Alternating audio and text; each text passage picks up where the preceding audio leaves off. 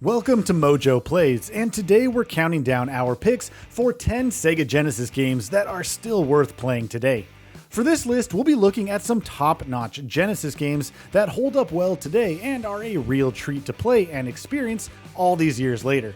Since Sega Genesis does what Ninten-don't, be sure to let us know down in the comment section which game you think is still worth playing today.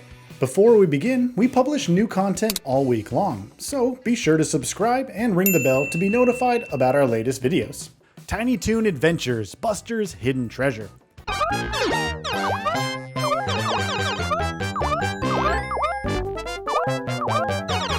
If you blend the speed of the 2D Sonic games, the fun platforming of the Super Mario games, and the zany cartoon world of Tiny Toon Adventures, then you end up with Buster's Hidden Treasure. This fast-paced platformer is frantic and fun in equal measures, and features some of the best sprite and animation work of any game on the Genesis. In this madcap adventure, you play as the Blue Bunny himself, Buster. He must stop the dastardly deeds of Montana Max and his minions, all while trying to rescue Babs and reclaim the titular hidden treasure. With plenty of collectibles, lots of secret paths, and tons of gameplay variety, this gem of a game is well worth a play today. Just beware that the iconic music will get stuck in your head for days.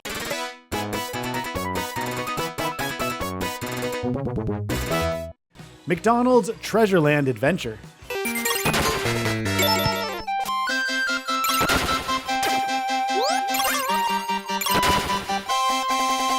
Yes, I know what you are thinking. How could you be so daft as to include a McDonald's game on this list? Well, as the saying goes, you shouldn't knock it until you try it, or something along those lines. I'm here to tell you that McDonald's Treasureland Adventure is a superb platforming game.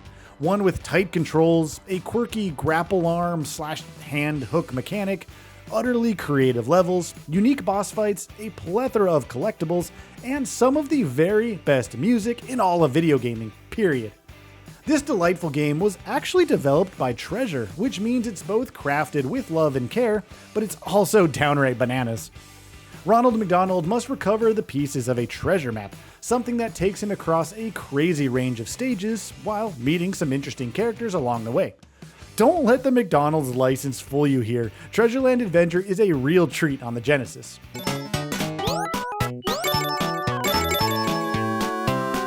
Aladdin.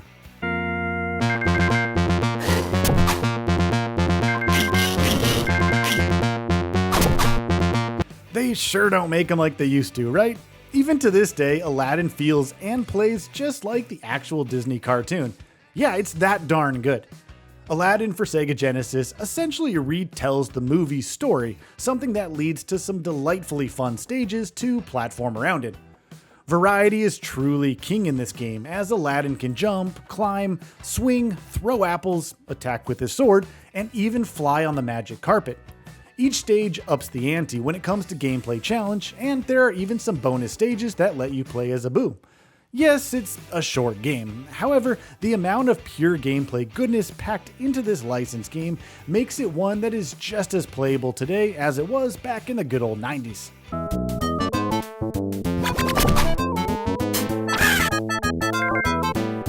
Streets of Rage 2.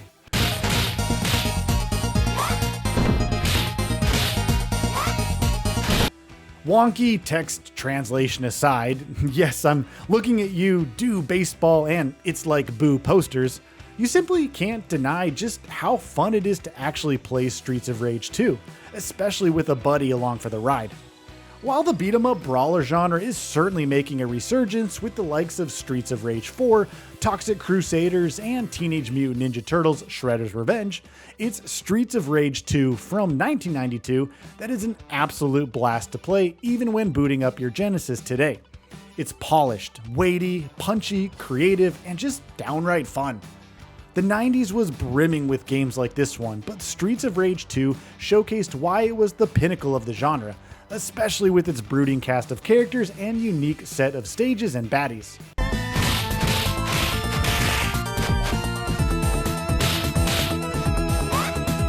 Rystar.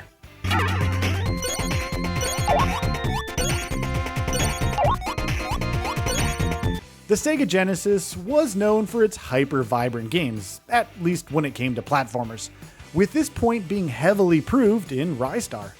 The sheer charm and creativeness on display in Rystar makes it stand out from the pack, and could even pass as a brand new indie game today.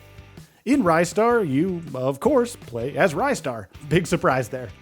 Rystar uses his extendable arms to grasp and grapple enemies, platforms, and poles alike in order to survive each stage.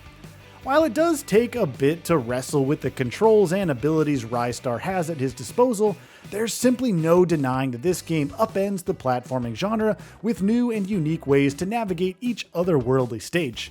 And that's not even mentioning the exciting and challenging boss fights at the end of each colorful world.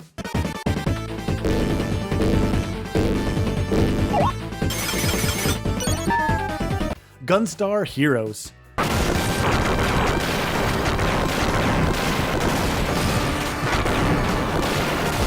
Another treasure-developed game makes its way onto this list in the form of Gunstar Heroes. Often revered as one of the very best Sega Genesis games of all time, this one is the epitome of pure freneticism.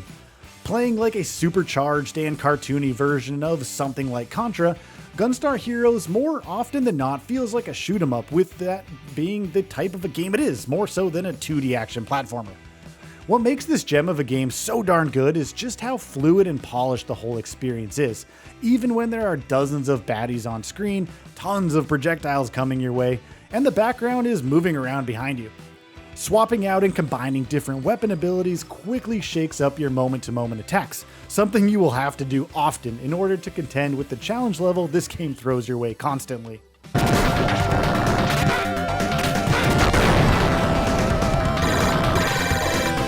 World of Illusion, starring Mickey Mouse and Donald Duck.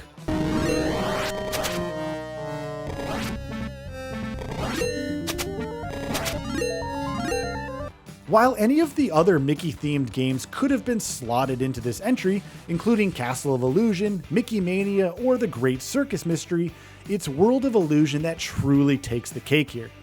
The standout gameplay feature this time around comes in the form of the tandem/co-op gameplay featuring both Mickey and Donald. When playing solo, players must use both characters to navigate the whimsical and imaginative stages and its many puzzles, with the game occasionally sending Mickey and Donald out on their own depending on the scenario. However, the game can also be played locally in 2-player co-op, with each player taking control of either Mickey or Donald. Thinking about it just now, it's kinda like the precursor to It Takes Two, but with a cartoony Disney flair.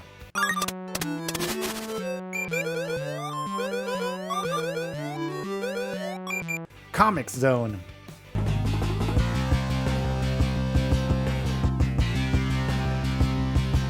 If you were to show Comix Zone to someone today, someone who isn't at all familiar with the Sega Genesis game from 1995, they would likely say something along the lines of, "Hey, what an awesome and creative looking indie game from Devolver Digital." It's hard to deny just how fresh Comix Zone truly is, even almost 30 years after its initial release. Taking place across stages broken up by literal comic panels, protagonist Sketch Turner, awesome name, gets sucked into his comics and he now needs to find a way out, back to his home in New York City. Seeing Sketch hop between panels of the comic never gets old. Between these moments, you get to take part in some top-notch beat-em-up brawler combat scenarios, light environmental puzzles, and fourth-wall breaking moments where the comics themselves start to burn, tear, or fall apart in front of you.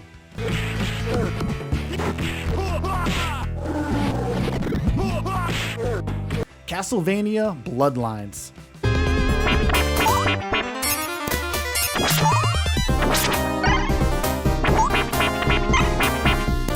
Step into the vampire hunting boots of John Morris and Eric Lecard as you traverse your way through the dark, haunted, and deeply moody early 20th century European lands in search of Count Dracula, since, well, he is being resurrected by Elizabeth Bartley. This Genesis exclusive Castlevania game was crafted with so much care and passion since it was built from the ground up for the console. You can dive into the spooky and harrowing adventure with either character. John uses his all-powerful whip, whereas Eric utilizes a deadly spear.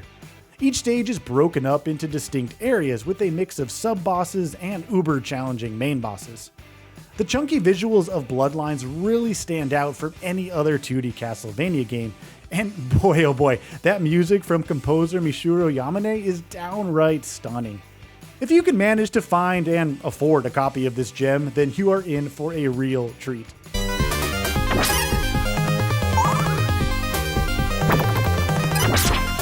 Sonic the Hedgehog 2.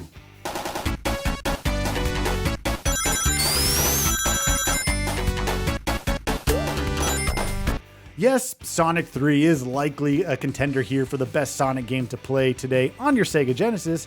However, it's Sonic's second outing that really proved why he was the king of speed. Well, that and chili dogs, of course.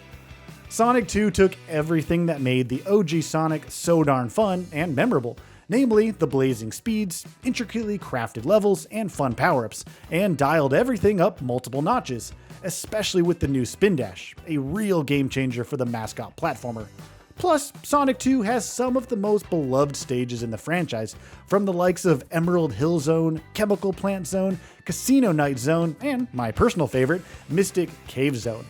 Plus, you can't deny that having Tails along for the ride truly added to the game's charm and fun.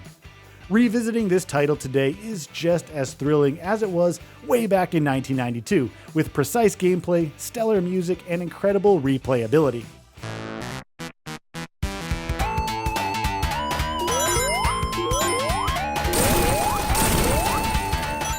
Do you agree with our picks? Check out this other recent clip from MojoPlays, and be sure to subscribe and ring the bell to be notified about our latest videos.